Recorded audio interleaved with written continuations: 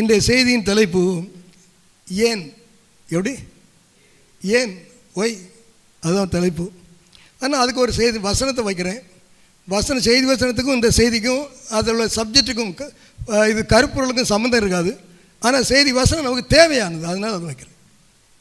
செய்தி வசனம் என்னென்னா 121 சங்கீதம் 1 எனக்கு ஒத்தாசை வரும் பர்வதங்களுக்கு நேராக என் கண்களை எடுக்கிறேன். இதுதான் எப்பொழுதும் 24 மணிக்கு ஒரு நேரமும் 7 நாளும் 30 அல்லது 31 நாளும் 365 நாளும் அல்ல, வாழ்க்கை முழுவதும் நமக்கு ஞாபகம் உணர்வு உண்டானது முதல் மரணம் வரை நம்முடைய வாழ்க்கையின் ஒரு இது ஊன்றுகோலான வார்த்தை, அதை கைட்லைன். எனக்கு ஒத்தாசை வரும் பர்வதங்களுக்கு நேராக என் கண்களை ஏறெடுக்கிறேன். ஹல்லேலூயா. இதை நீங்கள் ஞாபகம் வச்சுருங்க. அதோட இந்த வசனத்தை நீங்கள் விட்டுருங்க. என்ன சப்ஜெக்ட் வாங்க. ஏன் அப்படின்னு ஒரு கேள்வி நம்ம வாழ்க்கையில் நிறைய வருது. பலருடைய வாழ்க்கையிலும் இது உள்ள காரியங்களை பார்த்து நாம் ஏன் உள்ள காரியத்தை இது கேள்வியை கேட்குறோம். சரி, நம்முடைய வாழ்க்கைக்கு பிரயோஜனமாக சில காரியங்களை சொல்கிறேன். உங்கள் வாழ்க்கைக்கு பிரயோஜனமாக நேரடியாக சிலர் தாக்கலாம், நேரடியாக குத்தலாம். நான் அதை இப்போ விரும்புகிறேன். நேரடியாக குத்திட்டேன்னா உங்களை குத்துதுன்னா நீங்கள் அதுக்கு உட்பட்ட ஆளு தானே அர்த்தம் இல்லையா? பொய் சொல்லாத நீ அப்படின்னு சொன்னால் சிவகுமார் பொய் சொல்லிட்டே இருக்காருன்னா அவரை குத்தம் என்ன சொல்லாருன்னு சொல்லட்டு என்ன செய்கிறது? குத்துனா திருந்திருங்க, உணர்த்தினா திருந்திருங்க. ஆமாம், நான் வேணும்னு யாரை பார்த்து சொல்கிறதில்ல. அதுக்கு நீங்கள்லாம் எனக்கு வேறு ஆளுக்கு நிறைய சொல்லுங்க. நான் அதுக்குள்ளே ஆக்களை பார்த்து கேட்பேன், நேரடியாக கழிவு. உங்களை பார்த்து கேட்டு என்ன பிரயோஜனம்? எனக்கு என்ன இது இருக்குது? ஒன்றும் கிடையாது, பிரயோஜனமும் இல்லை. உங்களுக்கு உங்களுடைய உள்ளத்துக்கு அது பாரமாக இருந்தால் திருத்திக்குங்க.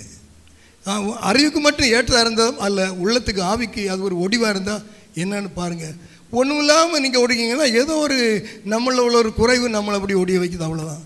தேவையில்லாமல் ஒடிக்கப்படாதுங்க, தேவையில்லாமல் ஒடிக்கப்படாதுங்க. தேவை இருந்தால் அதை ஒடித்து காயங்கட்டக்கு ஆண்டோட ஒப்பு கொடுங்க. ஆமாம், அதான் அடிக்கடி தான் சொல்லுவேன்ல.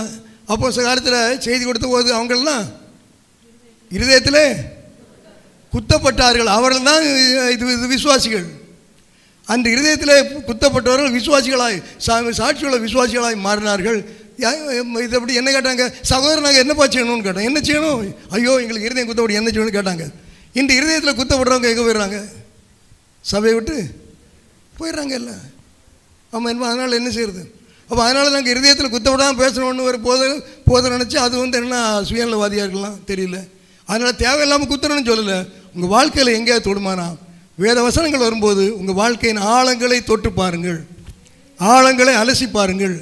தவறுகள் இருந்தால் மாற்றிக்கொள்ளுங்கள். அது நானாக இருந்தாலும் சரி, ஊழியக்காரலாக இருந்தாலும் சரி, விசுவாசிகளாக இருந்தாலும் எல்லாரும் இருந்தாலும் எல்லாருக்கும் ஒன்று தான். அல்லேலூயா. அப்போ ஆதாரமாக ஒரு சில வசனங்களை வாசித்து ஒரு சில சம்பவங்களை நான் சொல்லுகிறேன்.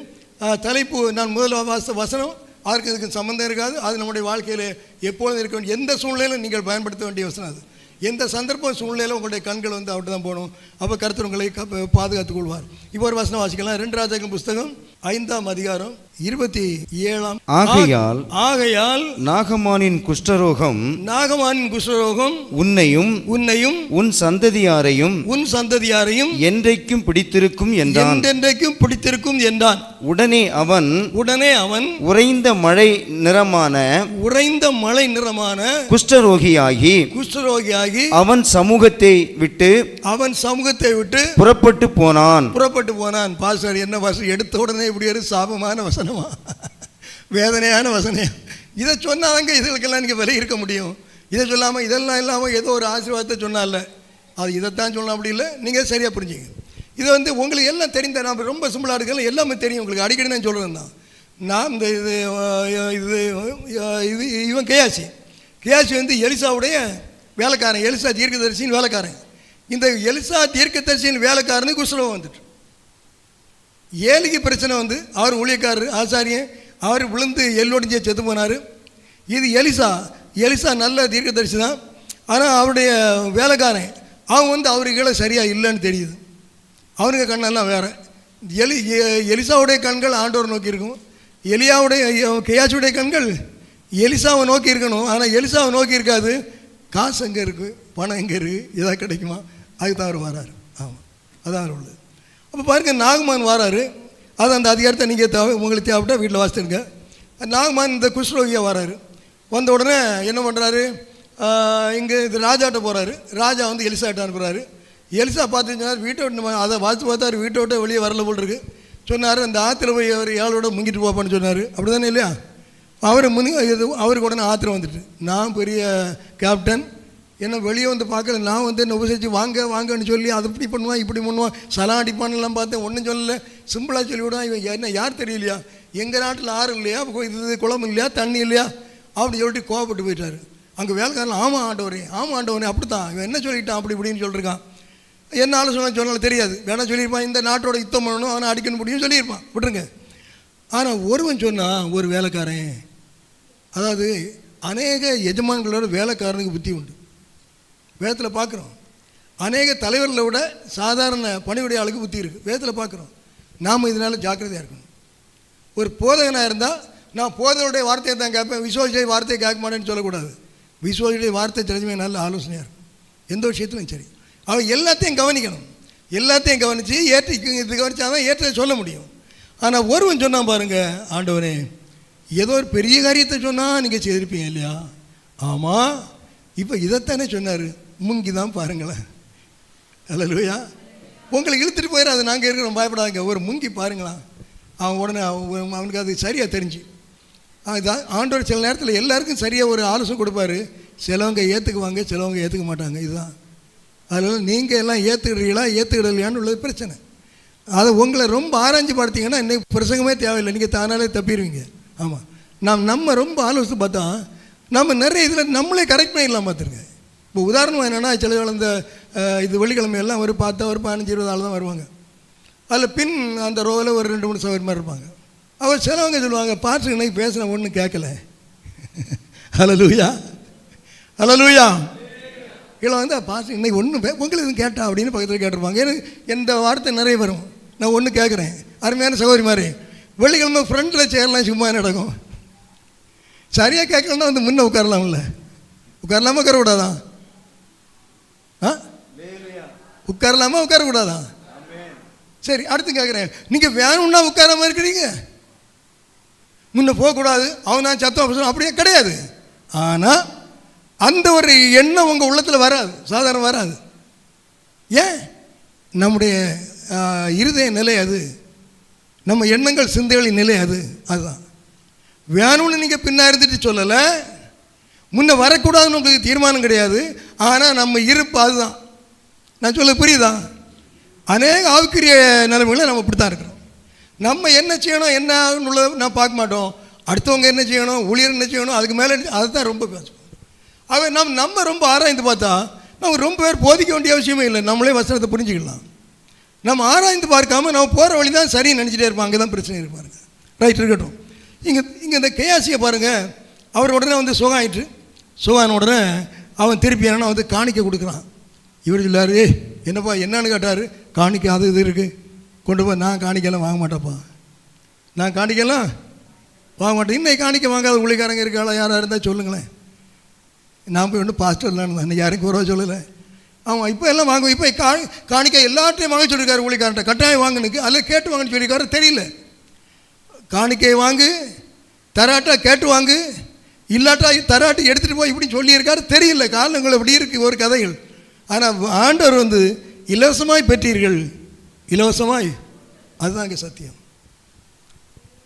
ஆண்டவருடைய கட்டளையை கீழ்ப்படிந்து செய்கிறவனுக்கு என்ன தேவையோ அதை ஆண்டவர் கொடுப்பார். அல்லேலூயா. ஆகவே இந்த எப்படி சொல்லிட்டார், எனக்கு வேண்டாம்ப்பா நீ கொண்டு போ. ஏன் இந்த எலிசாட்ட இவ்வளோ வல்லமை இருந்து தெரியுமா? எலிசாக எலும்பு போட்டே ஒருத்தன் எழும்பிட்டான் தெரியுமில்ல. இவ்வளோ வல்லமை ஏன் இருந்து விட்ட? இதனால தாங்க காணிக்க மேலே கண்ணு போகல. அல்லேலூயா. பணம் பெரிய இது அந்த நாட்கள் உள்ளபடி வித்தியாசமான ஆடைகள், இது ரத்தினங்கள், அதுகள் இதுகள், அது மேலே கண்ணு போகலை. ஆமாம், அவருக்கு கண்ணு மேலாம் மேலே தான் இருக்கும், ஆண்டு விட்டு தான் இருக்கும். அவர் என்ன சொல்கிறாருன்னு காது கேட்டுகிட்டு இருக்கும், கண்ணு பார்த்துட்டு இருக்கும். அதுதான் அதுக்குள்ள அடையாளம். அப்போ அவர் வந்து வேண்டான்னு சொல்லிட்டார். இவனுக்கு மனசு கஷ்டமாக இருக்குது. ஆட்டாட்டா படுபாவி மனுஷன், இவர் வாங்கி அவருக்கு வேண்டாம்னா ஏன்ட்ட கொடுக்க வேண்டியதானே? அது நியாயம் தானே இல்லையா? அவருக்கு அவன் கொடுத்துட்டு போகிறான். அவன் ராஜ அந்தஸ்தில் வரான், அவன் கொடுக்குறான். நம்ம இங்கே ஒரு சின்ன செட்டை கட்டி கிடக்கிறோம். அவருக்கு வேண்டாம்னா வாங்கிட்டு நல்லா பாடுபடுறேன், கைகளுக்கு தண்ணி ஊற்றி கொடுக்கணும், கூப்பிட்டா ஓடணும், எல்லா வேலையும் நல்லா செய்கிறேன். வாங்கிட்டு வேண்டாம்னா என்கிட்ட தர வேண்டியதானே கொண்டு போன்னு தெரியாது. என்னெல்லாம் நினச்சாரு நீ சொல்ல முடியுமா? இருக்கலாம். அவன் கடைசியில் அவன் போயிட்டார். அதுன்னு கேட்டால் மண் எடுத்துகிட்டு போயிட்டான். அதெல்லாம் சரித்திரம் இருக்கட்டும். உடனே இந்த கேயாசிய உள்ளத்தில் ஒரு எண்ணம், இதை நேரம் பிந்துனா ஏமாந்துடுவோம், காலத்தை பயன்படுத்தி விடணும். அப்போ என்ன செய்வோம்? பின்னால் ஓடுவோம். எலியாவை விட்டு பின்னால் ஓடுகிறான், நாகமாரி பின்னால் ஓடி. இவன் ஓடி வரதை பார்த்த உடனே அவன் பின்னால் ஓடி வரதே பார்த்துட்டு அப்போ அவ்வளோ கவனமாக இருக்கிறாங்க அவங்கெல்லாம். உடனே ராஜத்தை விட்டு இறங்கிட்டான். உன்னால் ஓடி என்னங்க என்ன வரைக்கும் என்ன விஷயம் அப்படின்னு கேட்குறான். அந்த 2 விருந்து அடிக்கிறான் பாருங்க டூப்பு. 2 விருந்துக்காரங்க வந்துட்டாங்க. அவங்கள 2 மாற்று சிறுத்தை. அவன் காதை எப்படி அடிக்காம பாருங்க. நீங்களும் அப்படி அடிப்பில, நான் அடிப்பேனா தெரியல, நீங்களும் அடிப்பில என்ன தெரியாது. நான் முன்காலத்தில் இதோட வித்தியாசமாக அடிப்பேன். அடிச்சு விடுமுன்னால ஒரு நல்லதை செய்யணும்னா என்ன கதை அடிக்கணுமோ அடிப்பேன், அதை சாதிக்கவும் செய்வேன். இப்போல்லாம் அப்படி கிடையாது. உண்மையை சொல்லி கெட்ட பேர் வாங்கிடுவோம், நல்லதை சொல்லி நல்ல பேர் வாங்கி. இது உண்மையை சொல்லி இல்லை பொய்யை சொல்லி நல்ல பேர் வாங்குறத விட உண்மையை சொல்லி கெட்ட பேர் வாங்கிடுவோம். அதுதான் இப்போ நம்ம ஸ்டாண்டு. அதனால் கருத்தப்படி செய்வான்னு சொல்லலை, நம்ம ஸ்டாண்டு அதான் தான் இருக்கணும். என்னுடைய ஸ்டாண்டு அதுதான் இருக்கட்டும், பரவாயில்ல, ரைட். நீங்கள் உண்மையை உள்ளதை உள்ளதென்றும் இல்லாததை இல்லான்னு சொல்லுங்கள். அதுக்கு மேல்பட்டதெல்லாம் எப்படி இருக்கும்? தீமையினால் உண்டா இருக்கும். உண்மையான காரியமாக உண்மைன்னு சொல்லுங்கள், இல்லைன்னா இல்லைன்னு சொல்லுங்கள். 99 வரையும் இல்லை உண்டுன்னு சொன்னால் பயப்படாதுங்க. கர்த்தர் உங்கள் பக்கம் இருப்பார். 99 100 ஆளுக்கு வேண்டி இல்லாததை உண்டுன்னு இல்லாத சொன்னீங்களா, கர்த்தர் உங்கள் பக்கம் இருக்க மாட்டார், மாட்டிக்கிடுவீங்க நீங்கள். ஆமாம், மனுஷன் என்னைக்கு நம்ம பக்கத்தில் இருப்பானா? ஓடிடுவான். உள்ளதுன்னு சொல்லுங்கள், இல்லாத இல்லைன்னு சொல்லுங்கள். இதுதான் கர்த்தர் சொன்னார், ரைட். அப்போ இவன் போய் 2 விருந்துக்காரங்க வந்துட்டாங்க, இப்போ தான் வந்துட்டாங்க. அவங்களுக்கு அது இல்லை, இது இல்லை, ட்ரெஸ் இல்லை, இது மாற்ற ட்ரெஸ் இல்லை, கொடுக்க பணம் இல்லை அப்படின்னு. அதனால் இது தீர்க்கதை சொன்னார், எதை வாங்கிட்டு வான்னு சொன்னார். அவன் கேட்டது 1, இவன் கொடுத்தது 2. ஒரு தாளுந்து 2 ட்ரெஸ்ஸும் கேட்டான். இவன் 2 தாளுந்து 4 ட்ரெஸ்ஸும் கொடுத்தான். அதை 2 வேலைக்காரங்க மேலே தூக்கி கொடுத்துருங்க. அப்படின்னா நல்லா பெருசாக இருக்குமா இருக்கும், நல்ல மடித்து சுருட்டி கட்டி பெரிய கம்பெனி மாதிரிலாம் இருக்குமா இருக்கும். எல்லாம் தூக்கி கட்டி தலைக்கு மேலே கொடுத்தாச்சு. இவன் ஜம்முன்னு வாரான். கேசிக்கு அந்த வீடு கொஞ்சம் தள்ளி இருக்கு, முன்னால் எலிசாக்க கூடாரத்துக்கு முன்னால். அது வரை வந்துக்கிட்டு சரி இங்கே இறக்கி வச்சுருங்க, நான் என்னமோ இது கொண்டு கொடுத்துருங்க, நீங்கள் என்னமோ போங்க அப்படின்னு சொல்லிட்டு விட்டுட்டான். அல்லேலூயா, நடந்தது. அப்போ வந்து இங்கே எலிசாக்கு முன்னால் அப்படி நிற்கான். சும்மா அங்கே நான் வீட்டில் போய் தண்ணி பிடிச்சிட்டு இருந்தோம் நிற்கிறான். அப்போ எலிசா கேட்குறாரு, கேயாசியே நீ எங்கேருந்து வாரான்? அப்படி தானே கேட்டார்ல, நீ எங்கேருந்து வந்தாய் என்று எலிசா அவனை கேட்டதற்கு அவன் உமது அடியேன் எங்கே போகவில்லை என்றான். அப்பொழுது அவன் இவனை பார்த்து 26ஆம் வசனம், அந்த மனுஷன் உனக்கு எதிர்கொண்டு வர தன் ரதத்திலிருந்து இறங்கி திரும்புகிற போது என் மனம் உன்னுடனே கூட செல்லவில்லையா? பணத்தை வாங்குகிறதற்கும் வஸ்திரங்களையும் ஒலிவத்தோப்புகளையும் திராட்சை தோட்டங்களையும் ஆடு மாடுகளையும் வேலைக்காரியும் வாங்குகிறதற்கும் இது காலமா? அல்லேலூயா. அன்று கேயாசிட்ட கேட்ட கேள்வி இன்று நமக்கு அப்படி இல்லை. அதை வாங்கவும் வயலை வாங்கவும் வீடை கட்டவும் இதுதான் காலம். உனக்கு கர்த்தர் வீட்டை தருவார், நீ அதை செய்வாய், இதை செய்வாய், அதை செய்வாய், மலை மறிப்பாய். இன்று இதற்கு தெரியாது எனக்கு. அன்று அதுதான் இது காலமானு கேட்டார். அதனால் கர்த்தர் ஆசிரிக்க மாட்டாரா? உங்களுக்கு என்னெல்லாம் தருவேன்னு வச்சுருக்காரோ அதை அறிந்து நீங்கள் அதெல்லாம் பெற்றாகணும். ஆமாம், ஏழையா எளியவனாக இருக்க கர்த்தர் சொல்லலை. நீ ஆளுகை செய்கிறவனாக இருக்கணும், நீ சம்பாதிக்கணும், நீ நிறைய சொத்து வாங்கு, சொத்துக்கு அடிமையாக இருக்க, சொத்து ஆளுகை செய். அதான் சொல்கிறார் வேதம். நான் தான் உனக்கு எஜமான், உனக்கு சொத்து உனக்கு வசதி இல்லை, உலகத்தை நீ ஆதாயப்படுத்து, அதுக்கு மேலே என்ன வச்சுக்க. அதுதான் கர்த்தர் சொல்கிறார். கர்த்தருடைய வழிநடத்தல் பிடிச்சு. யோபு எப்படி இருந்தார்? பெரிய சீமான் தானே. ஆபிரகாம் எப்படி இருந்தார்? விசுவாசி தான். அவர் விசுவாசியின் தகப்பன்னு அறியப்படுறாரு. ஆனால் எப்படி இருந்தார்? பொன்னும் வெள்ளியும் உள்ள சீமான். அல்லேலூயா. நீங்கள் சீமான்களாக இங்கே எல்லாரும் இருங்க, ஆனால் விசுவாசிகள் அறியப்படுங்க. அல்லேலூயா. கர்த்தர் ஆசீர்வதிப்பார். பாருங்க, அப்படி வந்த ஒன்று தான் சொன்னார். சொல்லிட்டு சொல்கிறாரு, இப்போ என்ன ஆகி போகும்? அவனுக்கு வந்த குஷ்டரோகம் அது உனக்கு வரும். அல்லேலூயா. அன்று தேவ மனிதன் அவனோடு சொல்லிவிட்டார். அந்த வார்த்தை இங்கே இருக்கிறது. தொடர்புடைய எல்லா வசங்களும் வேதத்திலே தந்திருக்கிறார். நம்முடைய வாழ்க்கையிலே இப்படிப்பட்ட காரியங்கள் இருந்தால், அந்த எலிசாவுக்கு வந்த இது கேயாசிக்கு வந்த குஷ்ரோகம் அல்லது ஒரு ரோகம், ஒரு சாபம், அப்படி இருக்கிறவங்களுக்கு வருமா வராதா? எல்லாருக்கும் வரும். ஆர்டர் ஒன்று ஒன்றா பார்க்க வேண்டிய அவசியம் இல்லை. அது ஒரு லே டவுன் பாலிசி இருக்குது, பெர்மனண்ட் யூனிவர்சல் ஆர்டர் இருக்குது. இதை செய்தால் இதுதான். அவன் கிறிஸ்துவனுக்கு வராது, முஸ்லீமுக்கு வரும், ஹிந்துக்கு வராது, அப்படியெல்லாம் கிடையாது.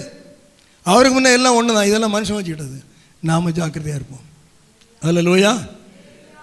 தாளந்து, பொண்ணு, வெள்ளி, மாற்று வஸ்திரம் உன்னையோ என்னையோ காப்பாற்றாது. உங்களை காப்பாற்றாது, என்ன காப்பாற்றாது?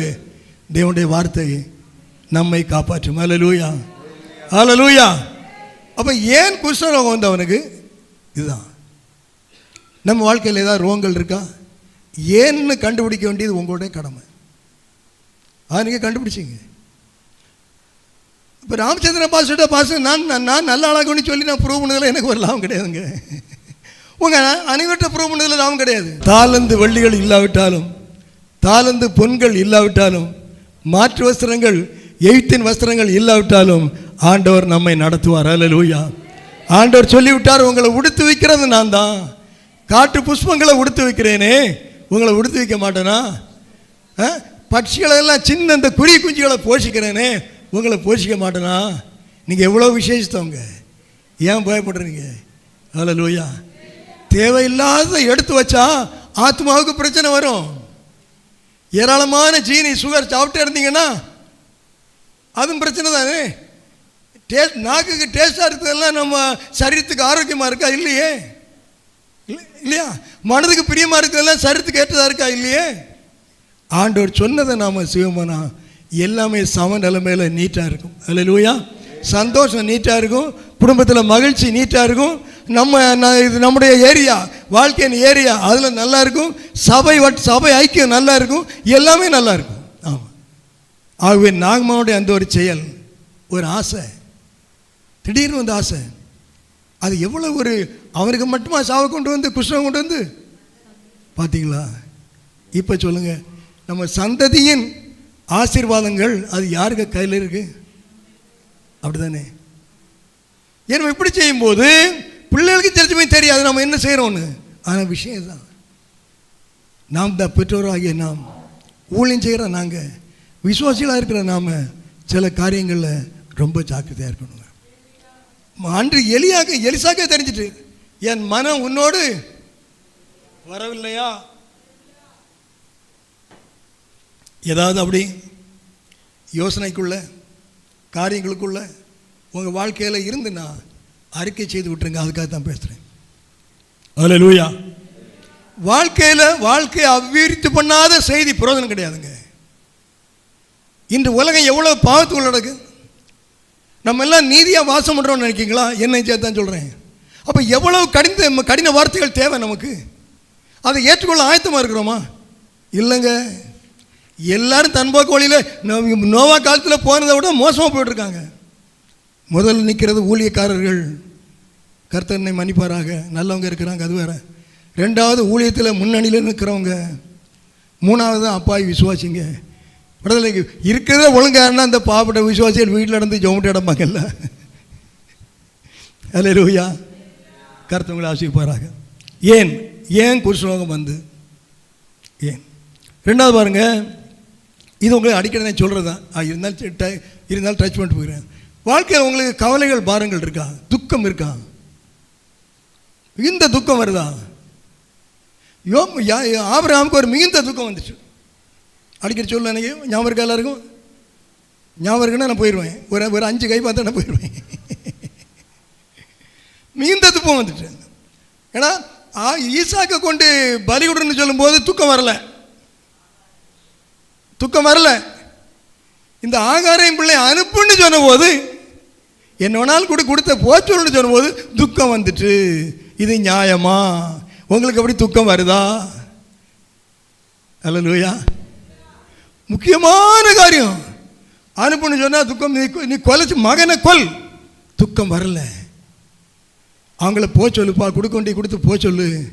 அதை விட்டுரு, தொடர்பை விட்டுரு. உனக்கு வேண்டாம், அனுப்பு. உன் வீட்டை விட்டு அனுப்பு, இந்த வீட்டை விட்டு அனுப்பு, இந்த வீட்டை விட்டு அனுப்பு. மிகவும் துக்கமாக இருக்கா? அல்லேலூயா. மிகவும் துக்கம் வரக்கூடாதுங்க. மகனை பலி கொடுறதே துக்கம் இல்லை, அதோட துக்கம் வரக்கூடாது. அப்போ ஆண்டவர் சொன்னா மகனை பலி கொடுறதே துக்கம் இல்லை. தனக்கு பிளானுக்குள்ள வரும்போது ஒரு அனுப்பிவிடுவது கூட பெரும் துக்கமாய் மாறிவிடுகிறது. பெரும் துக்கம் வாழ்க்கையில் இருக்கா? துக்கப்பட வேண்டியதுக்காக துக்கப்படாம துக்கப்பட வேண்டாததுக்காக துக்கப்படுறீங்களா? பெரும் கவலைக்குள்ள மாட்டி சிக்கி சீரழிந்த வாழ்க்கைன்னு சொல்றீங்களா? விஷயம் வேற ஒன்றும் இல்லை. அவன் பேச வேண்டிய இடத்துல மௌனமாக இருந்துட்டான். யாரு? ஆபிரகாம். பேசணும், உண்மையை சொல்லணும், அதில் மௌனமாக இருந்துட்டான். ஏன் மௌனமாக இருந்தான்? எனக்கு சாதகமாக இருக்கு, சுகர் சாப்பிடக்கூடாது தான், ஆனால் கொண்டு வச்சது அல்வான்ட்டு வச்சுருக்காங்க, அப்போ என்ன செய்யறது? அது மாதிரி தான். சாராள் நல்ல மனைவி, அவன் ஆகார்ட்ட போக வேண்டிய அவசியம் இல்லை. காரணம் ஆண்டவர் வாக்குத்தத்தம் கொடுத்துட்டாரு, உனக்கு நான் பிள்ளை தருவேன்னு.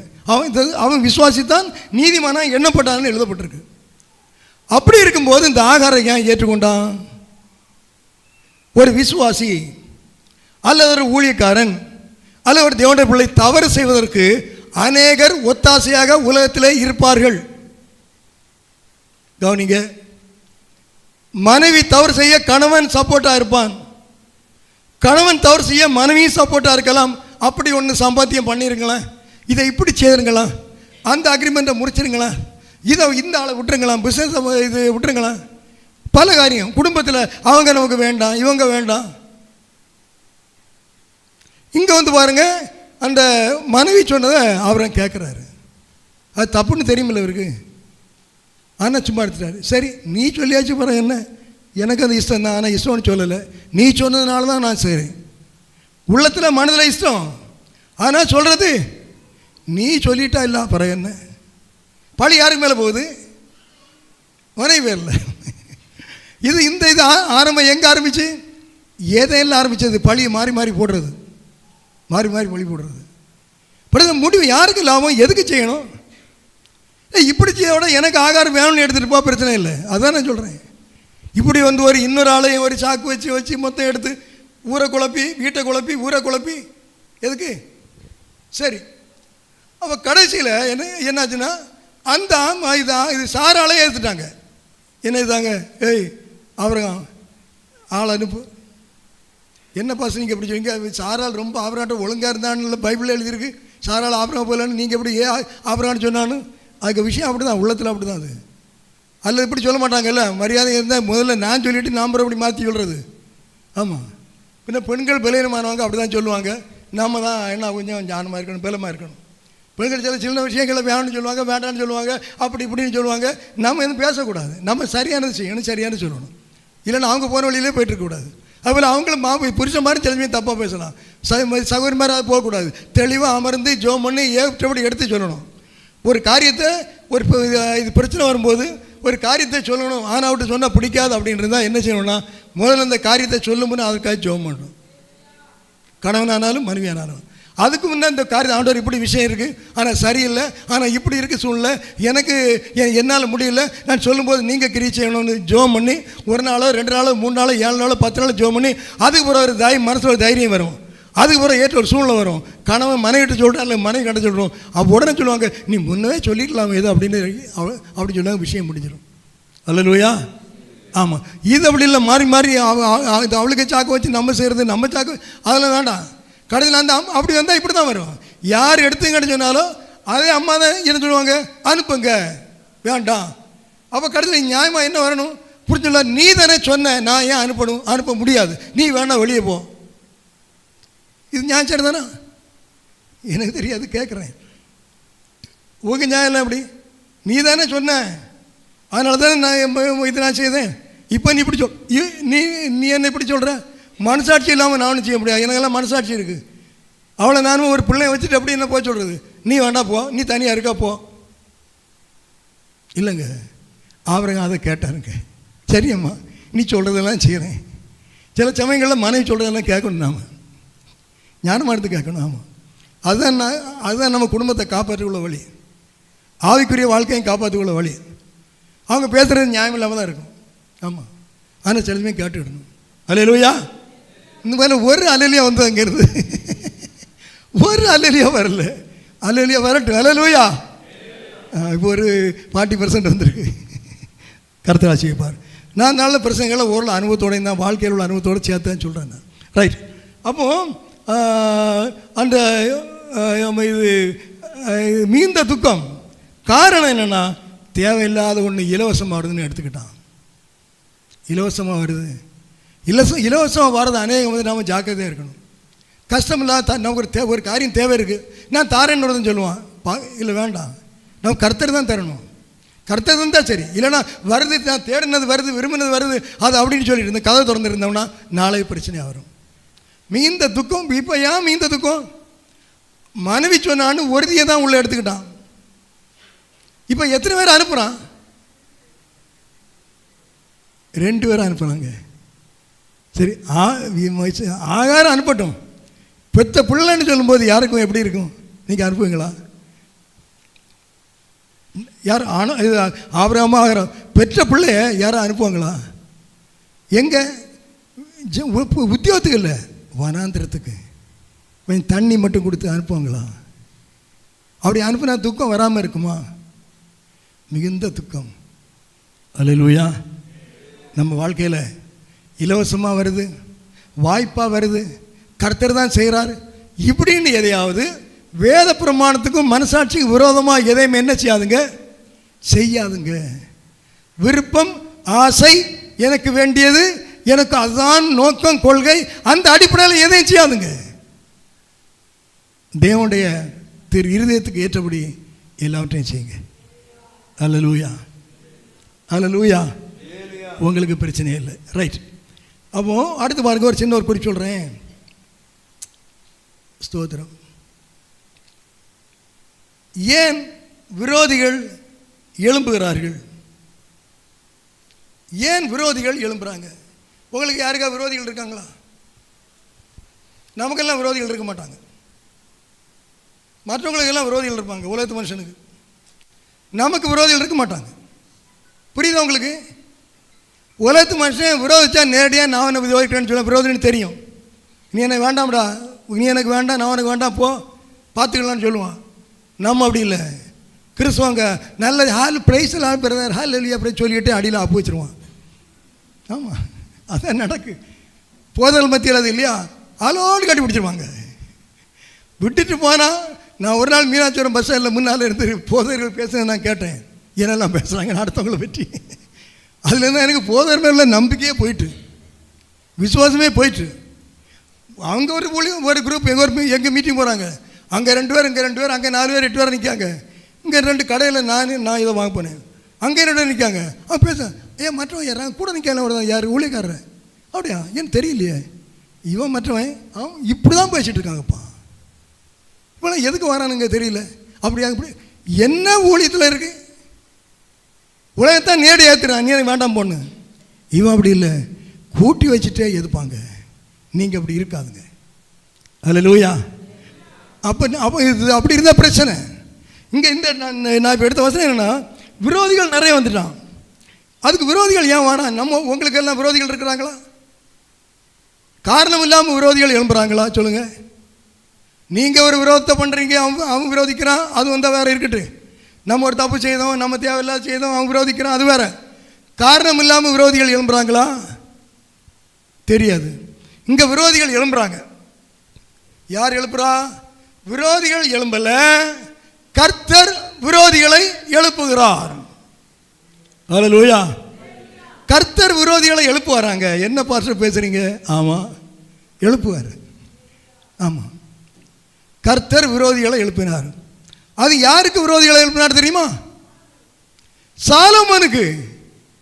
அடடா, சாலமோனுக்கு விரோதிகளை எழுப்பினார். சாலமோனை எப்படி ஆசீர்வதித்தார்? தாவீதுக்கு அப்படி வாக்குத்தத்தம் கொடுத்தாரு. அவன் சிம்மாசனம் கடைசியோட நிற்கும். விரோதிகளை எழுப்புகிறார். நம்ப முடியுதா? சாலமோனை விட கர்த்தருக்கு நீங்கள் பிரியமானவங்க. நம்ம வாழ்க்கையில் எழுப்புவாரா எழுப்ப மாட்டாரா? எழுப்புவார். அதுக்குள்ள காரணம் இருக்கான்னு மட்டும் பார்த்துக்கணும். காரணம் இருந்தால் எழுப்புவார், காரணம் இல்லாட்டி நமக்காக உயிரை கொடுப்பார். காரணம் இருந்தால் விரோதிகள் எழுப்புவார். ஆமாம். இங்கே என்ன காரணம்? இது 1 ராஜாக்கள் அந்த ஆரம்ப 3வது அதிகாரம் நினைக்கிறேன். அதில் வரும், தேவன் சாலமோனோடு அன்பாக இருந்தார்னு வரும் ஒரு வசனம். தேவன் சாலமோனோடு அன்பாக இருந்தார், மிகவும் அன்பாக இருந்தார் அப்படின்னு வரும். அன்பாக இருந்தார் வார்த்தை வரும், எனக்கு ஞாபகம் இருக்கு. 2 சாமுவேலா? 2 சாமுவேல் கர்த்தர் ஆசீர்வதிப்பார். 12:24. அவனுக்கு சாலமோன் என்று பெயரிட்டான், அவனிடத்தில் கர்த்தர் அன்பாயிருந்தார். அவனிடத்தில் கர்த்தர் அன்பாயிருந்தார். அந்த அன்பாயிருந்த அந்த தாவீதுக்கு தான், அந்த சாலமோனுக்கு தான் கர்த்தர் எதிரிகளை எழுப்புகிறார். அடுத்து 1 ராஜாக்கள் 11:10 வாசிங்க. அவர் கற்பித்ததை கை கொள்ளாமல் போதனால் கர்த்தர் அவன் மேல் கோபமானார். கர்த்தர் சாலமோன் மேல் கோபமானார். அவர் அன்பா இருந்தார், இப்பொழுது கோபமானார். ஒரு தீர்க்க தரிசனம், நான் உன்னை உயர்த்துவேன்னு சொன்னது உண்மைதான், ஆனால் இப்போ நான் உன்னை சாய்ப்பேன்னு சொல்லலாம். எப்படி? நம்ம இருப்பு எப்படியோ அப்படித்தான்.